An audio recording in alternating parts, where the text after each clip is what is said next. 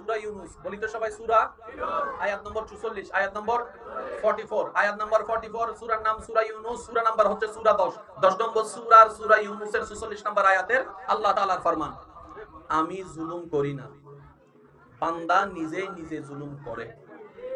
আল্লাহ তুমি কি করো? রব বলে যে আমি উল্টারও মাফ করে দিয়েছি। সুবহানাল্লাহ বলে না?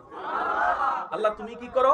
রব বলে যে আমি উল্টারও অ্যাভয়েড করি, যে আমি দেখেও বিচার না করে দয়া করতে থাকি, আমি দেখেও রিজিক বন্ধ না করে খাবার দিতে থাকি, আমি দেখেও দোষগুলোকে গোপন করে আমার বান্দাকে ইজ্জতের ব্যবস্থা করে দিই। সুবহানাল্লাহ।